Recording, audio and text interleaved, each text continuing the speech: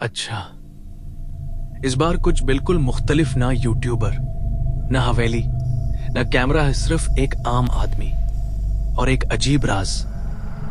कराची के एक मसरूफ इलाके में एक पुरानी 5 मंजिला इमारत थी जिसका नाम था नौर अपार्टमेंट्स।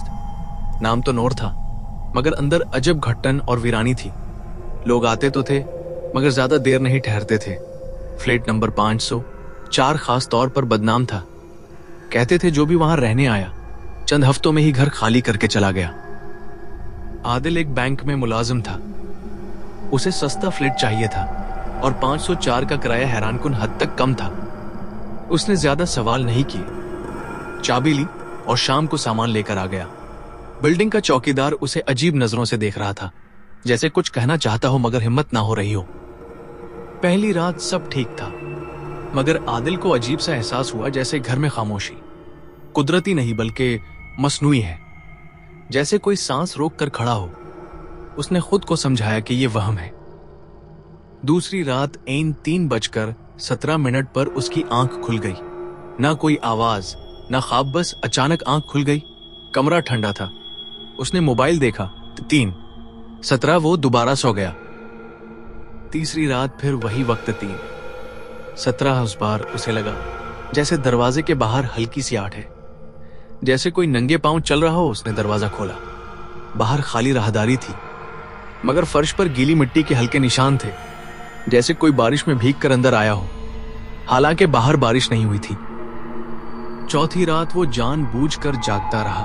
3:16, 3:17 और अचानक उसके बेडरूम की अलमारी के अंदर से 3 दफा दस्तक हुई।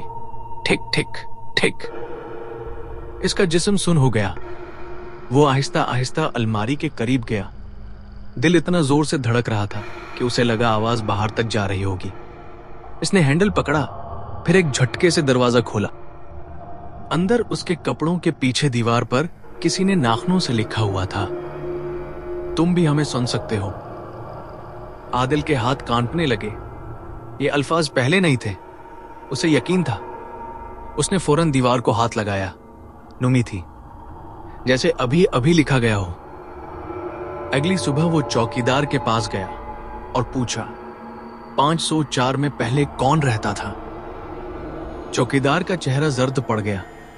इसने आहिस्ता से कहा, 5 साल पहले एक फैमिली थी है शौहर, बीवी और एक बेटी। बेटी नींद में चलती थी। एक रात वो 3:17 पर उठकर बिल्कोनी में गई और नीचे गिर गई। मगर अजीब बात यह थी कि बिल्कोनी अंदर से लाक थी। आदिल के जिस्म में सनसनी दौड़ गई। इस रात उसने फैसला किया कि वो सच जाने बगैर नहीं जाएगा। 3:17 पर जैसे ही वक्त हुआ, लाइट्स खुद ब खुद बंद हो गईं।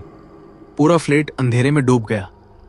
फिर किचन से प्लेट गिरने की आवाज आई, फिर किसी बच्ची की हंसी धीमी।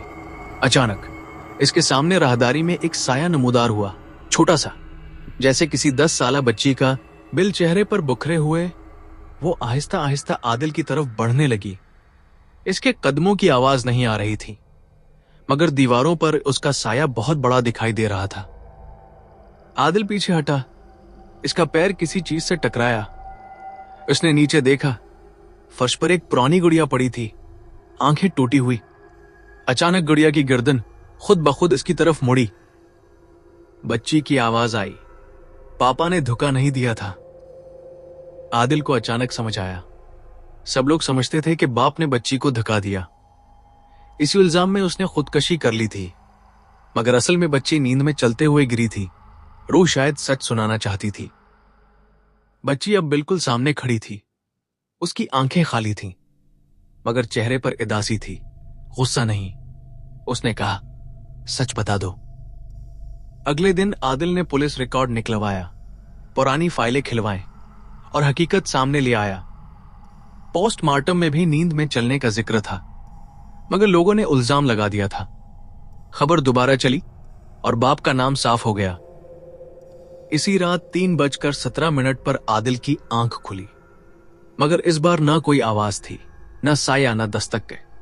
फ्लैट में पहली बार हकीकी खामोशी थी। कुछ दिन बाद उसने घर खाली कर दिया। जाते जाते इसने आखिरी बार अलमारी खोली।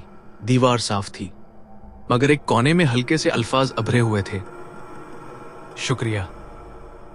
और इसके बाद फ्लैट 504 कभी बदनाम नहीं रहा। सबक, हर साया खौफनाक नहीं होता, कुछ साए इंसाफ के मुंतजर होते हैं। कभी कभी डर के पीछे एक अधूरी सच्चाई छुपी होती